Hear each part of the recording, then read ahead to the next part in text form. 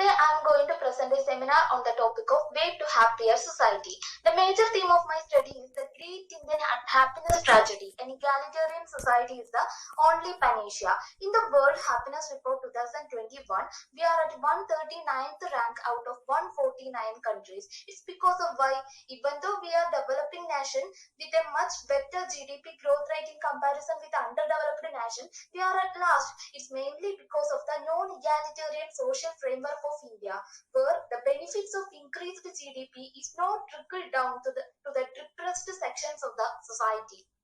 Economics is mainly emerged as a part of behavioral economics, where human beings consider as irrational. Normally, in all the economics theories, there will be an assumption that human beings are rational, but actually, in the real world, human beings act in an irrational manner.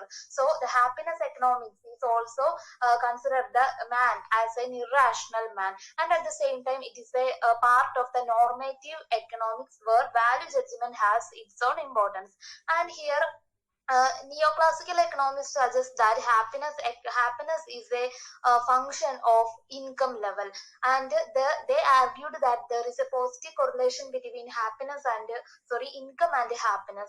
But the emerging economists, the recent economists, criticized this argument of neoclassical economists, and they argued that happiness is a multi-dimensional phenomenon, and at the same time, we can say that happiness is a qualitative variable, so we can use qualitative response model in order to analyze the happiness level at the individual level.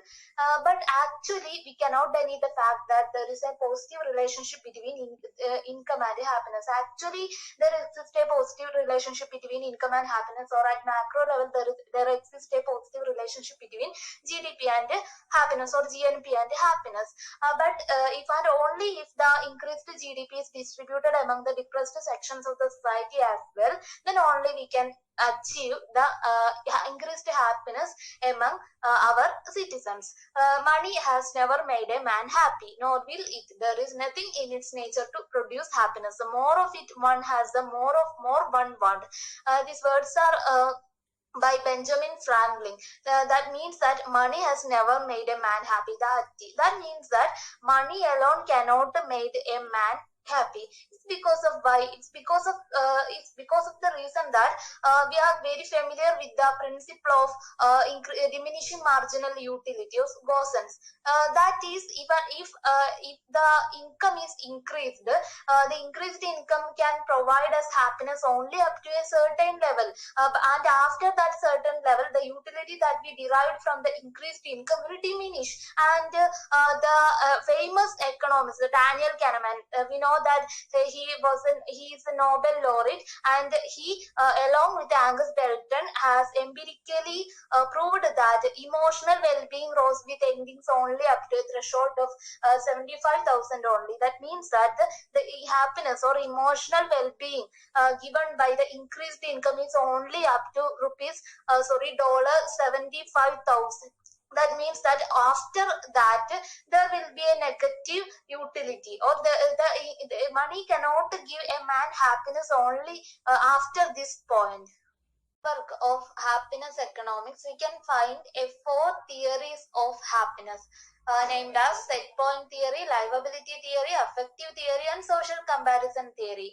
In brief, the set point theory says that the happiness is a single value, or even though the happiness of an individual is volatile during a day or from hour to hour, the average value of happiness of an individual in the entire lifespan will gravitate towards a particular point. That is set point theory. The set point theory was criticized by many economists, and as a result of it, the livability theory introduced by some other economists named as Easterlin, etc.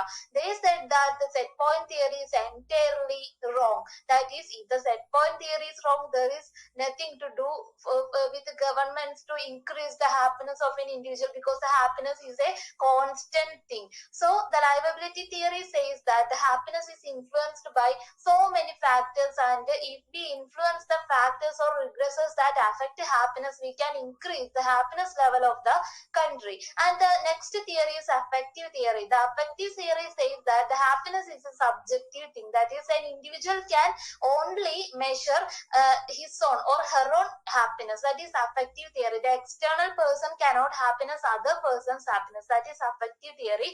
And the last one is social comparison theory. The social comparison theory says that the happiness can be measured by comparison. This comparison may be in two forms. The first form is we can compare our present happiness with our past happiness, and the second way is we compare our happiness with the happiness of other individuals in a community or within a dwelling place, etc.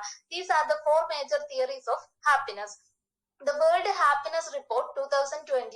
The World Happiness Report, actually it is an yearly publication of the United Nations Sustainable Development Solutions Network, and this report is based on subjective analysis of happiness, where individual ranks his or her own happiness based on their own lives. That is the usage of affective theory, and the report uses the data of Gallup World Poll.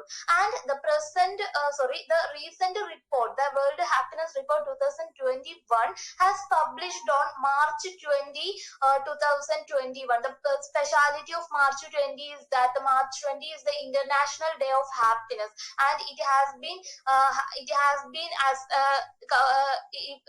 celebrated as International Day of Happiness since 2012. And the term gross national happiness was firstly termed by King Singer Wangchuck on who is the fourth king of Bhutan, and he announced the term gross national happiness in 1972. It was Bhutan, the first country which introduced the concept of gross national happiness, and since 1972 they have measured the gross national happiness by using the 9 domains: psychological well-being, health, education, time use, cultural diversity, good governance, community vitality, ecological diversity, and living standards. These 9 domains, and there may be so many sub-factors under these 9 domains. These are the major regressors of happiness. The happiness is influenced by all these regressors, and Bhutan itself introduced the gross national happiness index since 1972. And according to the World Happiness Report, India is at a very pathetic stage. That is, India is now, as per the recent report, India is on 139th rank out of 149 countries. And when we analyze the report of previous years, we can say that our condition is very pathetic, because the rank is out of 149, and at the same time the total happiness mark is 10. So we can't achieve 5 in any year. So it is very pathetic, and the recent report said that the score of our happiness is 3.82 out of 10, and our rank is 139. The better performance was on 2014, that we had secured 111th rank, and our happiness score was 4.77, and the worst performance was on 2020. That is, when we analyze the theoretical frame, recently Professor Rajesh K. Pillania surveyed and cooked the Happiness Report 2020, and he also analyzed the impact of COVID-19 on Indian happiness. The study showed a positive correlation between marital status, income, education, and happiness. The survey showed gender is not correlated with happiness in India.